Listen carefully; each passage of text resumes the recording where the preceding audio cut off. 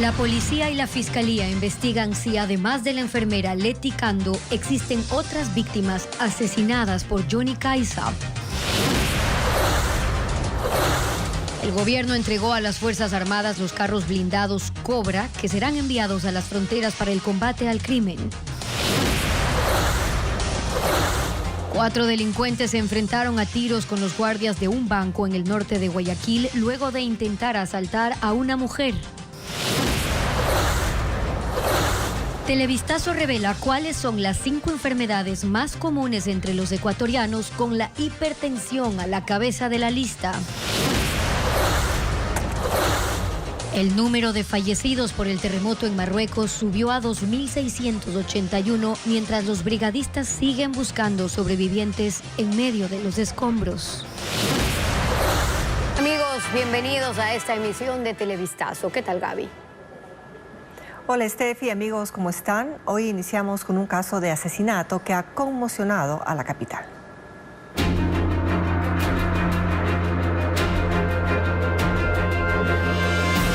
Crimen, atroz historia de Leti.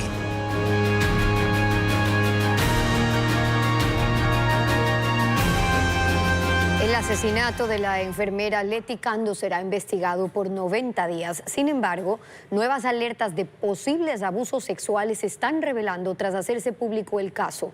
Nos informa Fabiola Santana. La enfermera Leti Cando conoció a su asesino Johnny Caiza en un bar en el norte de Quito la noche del 2 de septiembre. Inconsciente fue llevada por su victimario a su casa en Bellavista, norte de Quito, con 2 acompañantes que luego de beber fuera de la casa se retiraron. Caiza confesó que la violó y cuando recuperó la conciencia la apuñaló 3 veces en el corazón y la descuartizó en 7 partes. El crimen ocurrió la madrugada del domingo 3 de septiembre. Esa misma noche trasladó las partes al Parque Metropolitano ubicado a 500 metros del domicilio. Evadió a los guardias y cámara, cavó este hueco de 1 metro de profundidad y la enterró. Él no aceptaba todavía su culpabilidad. Él nos manifestaba que mientras no exista el cuerpo, él no había cometido ningún delito ni nada de eso. ¿En qué momento ya confiesa? El momento que le dimos les mostramos los videos donde él va cargando los bultos. El asesino confesó a la policía que quemó la ropa de la víctima. A los investigadores les sorprendió que encontraran otros restos de ropa. Cuando realizaron pruebas para detectar sangre, encontraron restos en las paredes y techo. Tomaron muestras para determinar si pertenece a Leti o a otras víctimas. En un mes se conocerá el resultado. Al momento se conocen de otras alertas de posible abuso sexual. Una persona de sexo femenino, 19 años, familiar de él, manifiesta que él la había violado desde los 9 años hasta los 19 años. Y de igual forma, dentro de las labores de vecindario, se encontró que él acosaba a muchas señoritas de ese sector. La investigación penal contra Caiza inició el viernes anterior y durará 90 días. Caiza está con prisión preventiva. Y Johnny Caiza, el asesino confeso de la enfermera lojana de 33 años, habría recibido tratamiento psiquiátrico, según un informe policial. ¿Cómo lo describen los vecinos del barrio en donde vivía? Carla Delgado nos amplía el caso. Johnny Caiza, de 30 años, vivía en esta casa desde que era niño junto a su abuela, quien falleció hace poco. Era cerrajero de profesión. Sus vecinos de Bellavista, en el norte de Quito, siguen consternados con la noticia del asesinato. Dicen que fue una sorpresa para todos los que lo conocían. Aseguran que Caiza no era visto como un joven problemático. El chico siempre era un chico muy respetuoso. Venía con nosotros, conversaba aquí sus penas, sus dolencias que tenía acerca de la abuelita que falleció, porque él vivía con ella. Aunque reconocen que tenía un problema recurrente. Él tomaba mucho, eso sí que tomaba mucho, porque buscaba a los amigos para entretenerse en el trabajo. Mientras que la policía tiene un dato que era desconocido por sus vecinos. Dentro de los documentos que se encontraron al interior de la habitación de él, se encontró documentos sobre un tratamiento por esquizofrenia. Además informaron que el asesino confeso de la enfermera de 33 años tenía una investigación anterior por hostigamiento a una mujer, indagación que no prosperó. Y el gobierno entregó a las Fuerzas Armadas 20 vehículos blindados Cobra 2 que permitirán fortalecer la capacidad operativa de la institución en la lucha contra el narcotráfico y el crimen organizado. Paul Romero sigue la ceremonia, nos tiene el informe, Paul. El presidente de la República, Guillermo Lasso, acudió aquí a este lugar en el antiguo aeropuerto Mariscal Sucre de Quito para hacer la entrega oficial por parte del gobierno de los 20 vehículos Cobra 2. Son vehículos tácticos todoterreno blindados que fueron adquiridos a Turquía y que a partir de hoy serán distribuidos a las diferentes unidades, especialmente de la frontera norte. Estamos hablando de Esmeraldas, Carchi y Sucumbíos. Son los vehículos que fueron adquiridos por el Centro de Inteligencia Estratégica con el presupuesto de esta institución para fortalecer, en este caso, las operaciones de las Fuerzas Armadas en contra del crimen organizado, especialmente estas bandas vinculadas con el narcotráfico en la frontera norte. Pero el presidente de la República durante este evento habló respecto al proyecto de inversión que el gobierno deja ya prácticamente establecido con la ejecución de varios contratos. Esto es para adquirir aeronaves, helicópteros, además de armas, municiones, también para la Armada del Ecuador, buques, entre otras cosas, con una inversión alta que nos dio a conocer el presidente. Escuchemos lo que dijo. Que hemos invertido ya 429 millones de dólares, pero que tenemos comprometido ya convenios firmados, anticipos entregados para adquirir equipamiento y repotenciación del que tenemos por 1.042 millones de dólares. No son ofrecimientos, no son compromisos, son convenios firmados.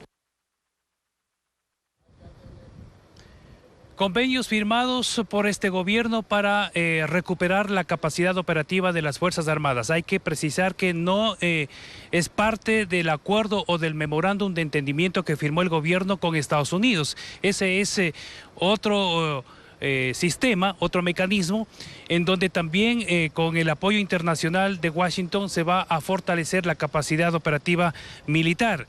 En este caso, en los próximos días el Ministerio de Defensa va a precisar cuáles son las inversiones, cuáles son los recursos que van a entregar directamente ya al Estado ecuatoriano. Este es el informe. Buenas tardes. En Marruecos, los brigadistas trabajan a contrarreloj para encontrar más sobrevivientes del terremoto de 6.8 ocurrido el viernes. El número de muertos subió a 2.681, mientras los servicios de emergencia aseguran estar desbordados con heridos. Las operaciones de búsqueda continúan en Marruecos y podrían durar días. Mientras voluntarios y rescatistas tratan de hallar sobrevivientes, las autoridades confirman 2.681 muertos hasta el momento. Pero la cifra podría aumentar, ya que no está claro cuántas personas siguen enterradas bajo los escombros.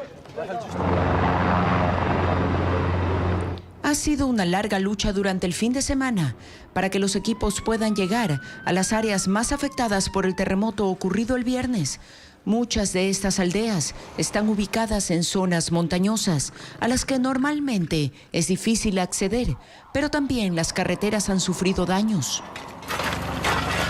Brigadistas internacionales de Qatar, Reino Unido y España viajaron a Marruecos para unirse a la causa, trayendo además ayuda humanitaria. En la ciudad de Marrakech, desde la sacudida, muchas familias duermen en la calle por miedo a otra réplica. El gobierno francés anunció que destinará más de 5 millones de dólares a las organizaciones de ayuda presentes en Marruecos. Arabia Saudita y Omán notificaron también el envío de equipos de rescate. Pero muchos ciudadanos se quejan de que el gobierno marroquí se toma demasiado tiempo para solicitar oficialmente ayuda internacional. Con los servicios de emergencia desbordados, es la sociedad civil la que se está organizando.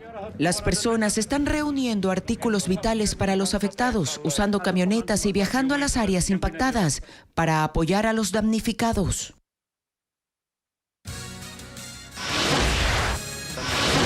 ¿Y por qué se pospuso por tercera vez la audiencia preparatoria de juicio en contra de 2 vocales de la Judicatura procesados por tráfico de influencias? Ya le contamos.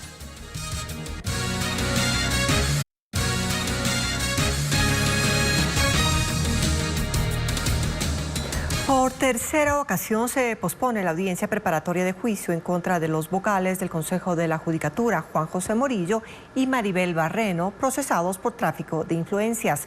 La jueza que reemplaza al destituido Walter Macías aceptó los argumentos de uno de los procesados.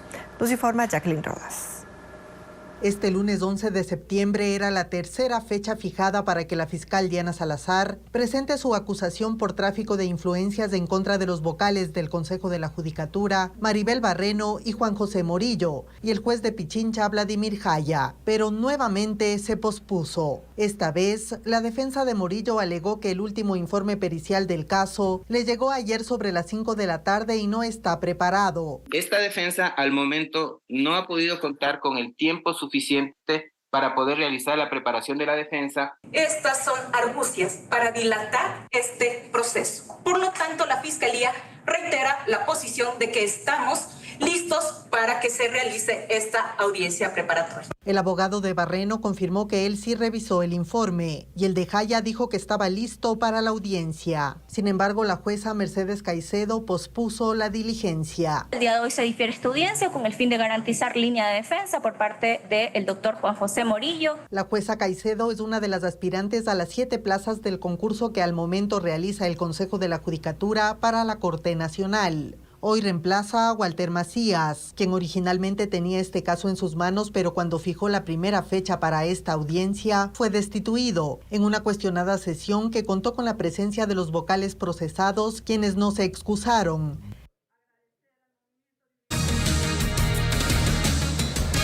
Dos rutas que conectan a Napo, Orellana y Sucumbíos con la Sierra Ecuatoriana presentan problemas para la circulación de vehículos debido a socavones. En el cantón El Chaco, los transportistas se arriesgan a cruzar por dos ríos a causa de la erosión del río Coca. Son cerca de 2.500 conductores por día quienes se arriesgan a cruzar por este peligroso tramo en la vía Baeza El Chaco-Lago Agrio, por el sector de Socavón, un área nombrada así por la erosión regresiva del río Coca, que provocó la destrucción de dos puentes que estaban sobre el río Piedrafina y Márquer, y por lo que a los transportistas no les queda de otra que pasar a un lado de los puentes derrumbados. Cruzan la zona del río Márquer, que cuando llueve aumenta su caudal y los vehículos quedan atrapados, como le pasó este fin de semana al camión de Freddy Nono, que tuvo que ser rescatado por una excavadora. Ese material es suelto, es material arenoso, y si los carros cogen con mucha velocidad o muy arriba del río, aguas arriba para pasar, ¿qué es lo que pasa? La arena les hace patinar y se van a quedar. En esta zona permanece maquinaria de la prefectura de Sucumbíos para ayudar a los transportistas en caso de que se queden atrapados. Según el Ministerio de Transporte, en los próximos días se instalará un puente Bailey en la zona de río Piedrafina y en octubre se colocaría otro sobre el río Márquer. Pero mientras tanto, los conductores aseguran que se atreven a pasar por este tramo porque tomar la otra ruta, que es la carretera Baeza-Yede-Narupa-Loreto-Coca, les puede tomar hasta 10 horas y los daños en sus vehículos podrían ser peores. Esto debido a que la vía tiene extensas grietas, baches y hasta socavones. Por aquí, hasta hace 2 meses circulaban 5.000 vehículos al día y ahora solo llega a la mitad. Esta vía conecta la provincia de Napo con Orellana, Sucumbíos y Pichincha. De 100 kilómetros que tiene, 60 presentan daños, según el Ministerio de Transporte y Obras Públicas. Son 30 los sitios más críticos, entre ellos el kilómetro 35, a la altura del sector Cocodrilos, donde solo uno de los 2 carriles está habilitado.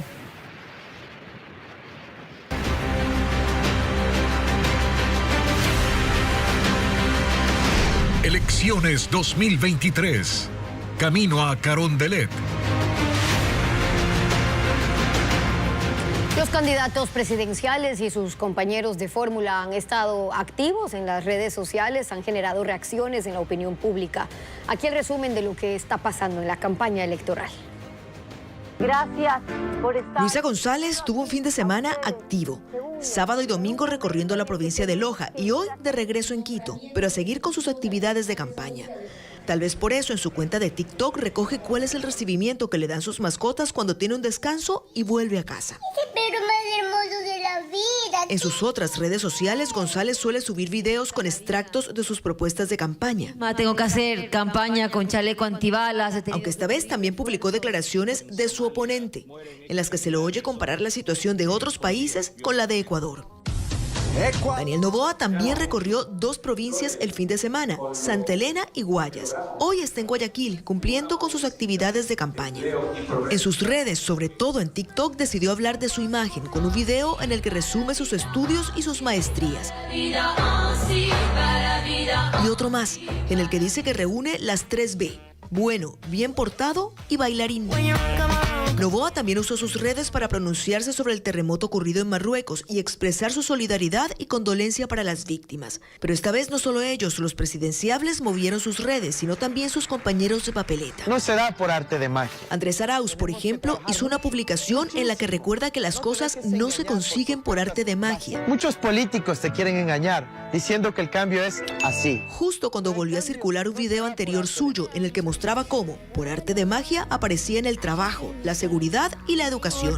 Para lo que necesite. Aquellos que crean que la dolarización es lo mejor. Y Verónica Abad, la compañera de papeleta de Noboa, también movió las redes con una declaración acerca de la dolarización. Entonces nosotros dependemos de lo que pase en los Estados Unidos de Norteamérica. En la que no se mostró precisamente partidaria del sistema. Creemos que la dolarización es la maravilla del mundo, pero realmente no. Una declaración sobre la que Daniel Noboa no se ha pronunciado aún. Hay más libres y hay menos trabas, ¿cierto? La economía se maneja de manera diferente, que sí hay la posibilidad de haber una competencia bancaria, por ejemplo, de una competencia. Estados Unidos conmemora hoy 22 años de los atentados del 11 de septiembre. Lo hace con homenajes. Millones de personas se reunieron en monumentos como el One World Trade Center, construido en la zona cero de Nueva York, además en estaciones de bomberos, ayuntamientos y otros lugares para recordar el ataque terrorista. 3.000 personas murieron luego de que aviones secuestrados se estrellaran en las Torres Gemelas, el Pentágono y en Shanksville, en Pensilvania. El ataque modificó la política exterior estadounidense, las regulaciones de seguridad en aeropuertos y desató una cultura de combate antiterrorista. La policía de España detuvo a 5 personas pertenecientes a una organización dedicada a infiltrar droga hachís en Islas Canarias desde el norte de África y cocaína desde Sudamérica. Los agentes incautaron 510 kilos de cocaína y 1.5 toneladas de hachís. La investigación comenzó a principios de año cuando los agentes descubrieron la existencia de una organización criminal internacional dedicada a la recepción, preparación y la puesta en circulación de estas sustancias por medio de empresas de transporte legítimas. El volcán Kilauea de Hawái, uno de los más activos del mundo, ha entrado nuevamente en erupción después de 3 meses de baja actividad sísmica, según datos del Instituto Geológico de Estados Unidos. Esta es la tercera erupción en lo que va del año. Inició el domingo a las 3 de la tarde, hora local. En este momento, la lava se concentra en la cumbre y no representa una amenaza para las comunidades locales.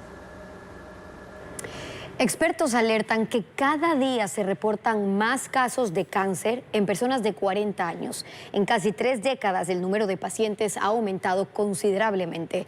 Telemundo con el informe.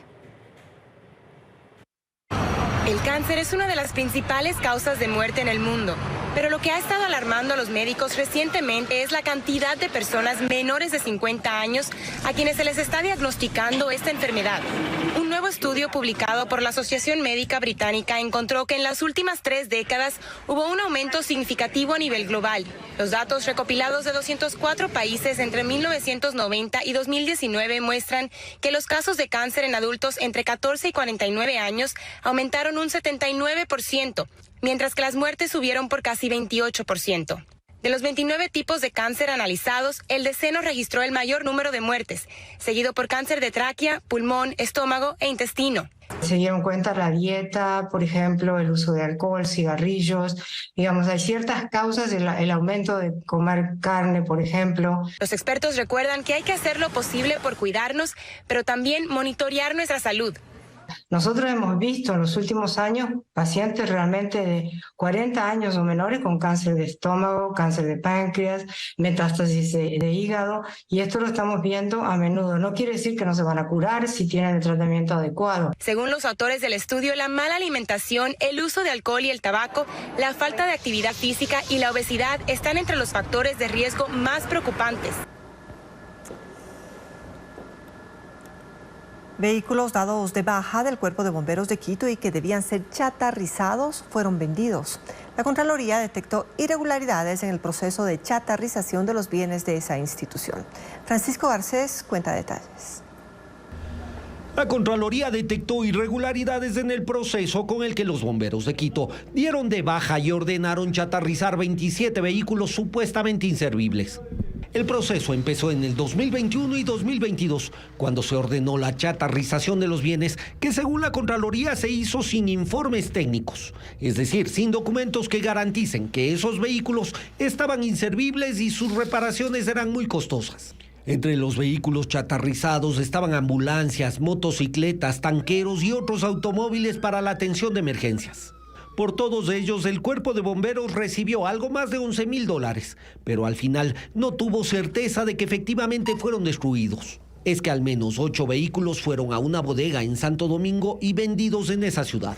Además, la auditoría determinó que las fotos de 2 motocicletas de fabricación china constan en los informes técnicos previos a la chatarrización como si fueran 2 motocicletas de marca Kawasaki. Y al menos 2 vehículos adicionales constan en los registros de la ANT a nombre de terceras personas con matrículas del 2022. Y además, un auto Vitara está circulando por el país con matrícula gestionada en agosto de este año. Por eso se mantienen las dudas sobre la chatarrización, más cuando la Contraloría estableció que esta se hizo sin seguir los pasos legales. Un estudio de UNICEF señala que la violencia intrafamiliar afecta el aprendizaje de los estudiantes y esto ocurre en escuelas fiscales, privadas y rurales. Luis Alfredo Zúñiga conversó con quienes han denunciado ser víctimas y señalaron cómo afectó esto a sus hijos. Con documentos en mano, Sofía contó que en 2020 huyó de su casa en Guayaquil y denunció en la fiscalía los maltratos que sufrió por parte del padre de sus hijos. Actualmente sigue en procesos legales con su expareja y esto ha afectado el aprendizaje de sus niños. Uno de ellos no estudió por un año y ahora ambos deben faltar a clases. Se pedía constantemente que me presente con mis hijos a entrevistas de fiscalía, de unidad judicial, constantemente faltan a clases. La falta de concentración es otro problema, en su mayoría por la disputa legal de los padres. Se desconcentran y se acuerdan, mamá, mañana tenemos que ir a la unidad judicial, mamá, me preguntaron tal cosa, mamá, me dijeron esto. Mientras tanto, Ana denunció en 2016 los 23 años de maltrato de los que fue víctima por parte de su expareja. Se vio obligada a alejarse de sus hijos, uno de ellos aún menor de edad y estudiante. Cuando se acercaba a la escuela, se enteraba que su rendimiento no era óptimo. Cuando yo preguntaba me decía, de verdad es que aquí a su hijo se le ayuda porque no trae deberes ni viene a la escuela. Finalmente su hijo logró graduarse del colegio, pero reconoce que tiene vacíos. Lo vivido le afectó académicamente. Faltas ortográficas, no tiene base en matemáticas.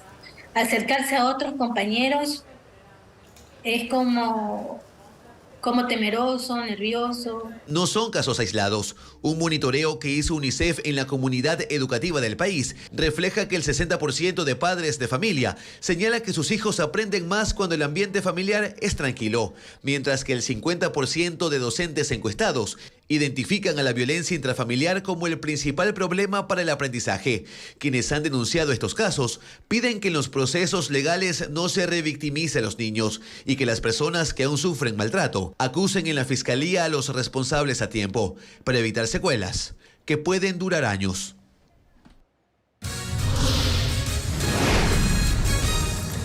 En breve, autoridades de Los Ríos inician trabajos para colocar puente Bailey y limpiar canales para evitar estragos por fenómeno del Niño. En la provincia de Los Ríos se iniciaron los trabajos para la colocación de un puente tipo Bailey que conecta el cantón Montalvo con Babahoyo. Y además se construye un ducto cajón que beneficiará a 100 familias del recinto La Magdalena en el cantón Baba. Odette Camacho con el informe. Casi 6 meses después de que el desbordamiento del río Cristal derrumbara el puente principal del cantón Montalvo, conocido como La Vitalia, la Prefectura de Los Ríos inició la colocación de un puente Bailey de 51 metros de largo y que estará ubicado a 500 metros de la anterior estructura. Son cerca de 700 familias que utilizan esta ruta que conecta al centro de Montalvo con la parroquia Febres Cordero del cantón Babahoyo y 10 zonas rurales de Guaranda en Bolívar. Desde mayo, los habitantes habían instalado un puente de caña como alternativa para el paso de motociclistas, mientras conductores que tienen camionetas se atreven a pasar por el río directamente. Esperemos que antes de que venga el invierno lo solucionen el problema, porque usted sabe que en época de invierno esto es peligroso. Como el nuevo puente será 11 metros más extenso que el anterior, su instalación terminará en 90 días. En el cantón Baba, la maquinaria del municipio limpia los desechos y retira sedimentos en 3 esteros que el invierno pasado se desbordaron y provocaron inundaciones en 5 comunidades, afectando a 5.300 personas. Hasta el momento han realizado la limpieza de 8 de los 15 kilómetros que tienen previsto intervenir. Además, a lo largo de este trayecto se han levantado muros de contención para prevenir inundaciones por la llegada del fenómeno de El Niño. También se ha iniciado la colocación de un ducto cajón en el sector La Magdalena, en donde viven 80 familias, para que esta estructura permita la evacuación de aguas lluvias. A $410,000 ascienden las reparaciones integrales que se pagaron a las víctimas del accidente de tránsito de Guayabamba ocurrido el 27 de mayo. Diego Puente con el detalle de la cifra. 3 meses y 15 días han pasado desde este accidente, uno de los más graves registrados en Guayabamba, en Quito. En total hubo 3 fallecidos, 19 heridos y 24 vehículos con daños parciales o totales. Este lunes se conoció que la propietaria del automotor que ocasionó estas pérdidas llegó a un acuerdo de reparación integral con los afectados. Sí, hemos procedido a realizar la reparación integral a todos y cada uno de los afectados y esta indemnización posiblemente alcanza los $410,000. Son 26 actas que establecen distintos montos de acuerdo con la gravedad del daño. El conductor, a quien se lo señala como el responsable del accidente, aceptó su culpa y este 26 de septiembre se someterá a una audiencia de procedimiento abreviado por muerte culposa. Por esta figura legal, el procesado estaría 20 meses en prisión. Aceptar que participó en el hecho propiamente que investiga la Fiscalía, el Estado le reduce la pena a 1/3 de la pena mínima. Con las firmas de la reparación integral con todas las partes y la audiencia de procedimiento directo, se podría cerrar este caso que generó conmoción en la capital. Un intento de robo dentro de un banco de Guayaquil terminó en balacera. Le tendremos los detalles luego de la pausa. Una balacera ocurrió dentro de un banco en el norte de Guayaquil cuando delincuentes intentaron asaltar a una mujer. Un hombre fue detenido tras el hecho, mientras que en Durán un menor de edad fue asesinado cuando realizaba sus tareas escolares.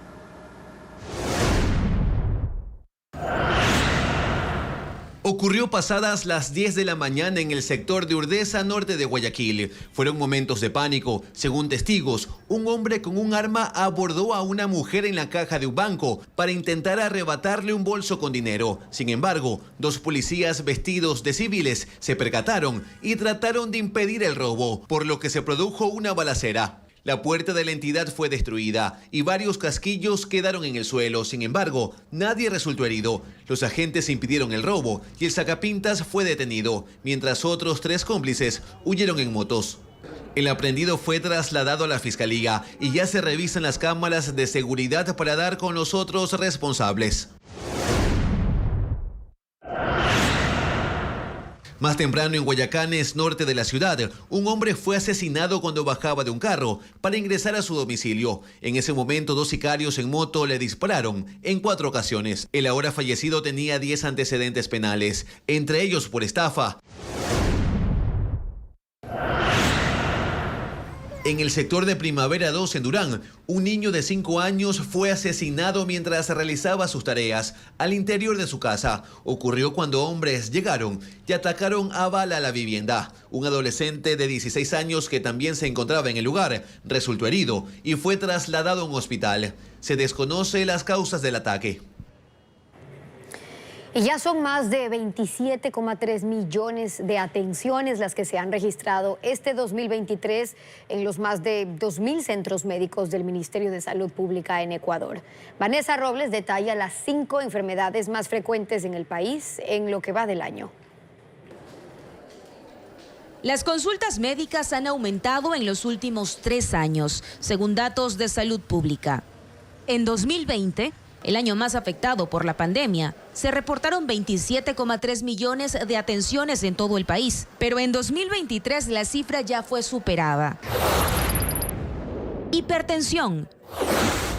Más de 1 millón de pacientes en consulta externa ya han sido atendidos por hipertensión arterial primaria este año, en la mayoría mujeres, mientras que en todo el 2020 fueron 1,2 millones de enfermos. La incidencia se concentra en personas entre 40 a 64 años. Caries. 628,000 atenciones han sido por caries. Una vez más, la mayoría fueron mujeres, mientras que en 2020 se reportaron 643,000 en todo el año. Las personas entre 20 y 39 años registran la mayor cantidad de consultas. Rinofaringitis aguda. 568,000 pacientes han sido diagnosticados con rinofaringitis aguda, es decir, resfriado común, a diferencia de los 539,000 enfermos en todo el 2020. Los grupos de edad más afectados son entre 15 y 39 años. Diabetes tipo 2. Ya son cerca de 400,000 consultas por diabetes tipo 2, mientras que hace 3 años fueron 539,000 pacientes. Los diagnosticados de este 2023 tenían entre 40 años en adelante, principalmente en Pichincha, Manabí y Guayas. Infección en las vías urinarias. De las 284,000 consultas, el 87% fueron mujeres de 20 a 39 años en Guayas y Los Ríos. En 2020, se atendieron 467,000 personas a escala nacional. En general, Guayas, Pichincha y Manabí fueron las provincias con mayor número de atenciones. Exposición de arte busca promover el cuidado de la fauna de Galápagos. Además, el Museo Nacional del Ecuador en Quito rinde homenaje a la artista Judith Gutiérrez Moscoso. Estefanía Arias con la agenda cultural. En fotos, pintura, escultura y hasta en chocolates se plasma la fauna de las Islas Encantadas.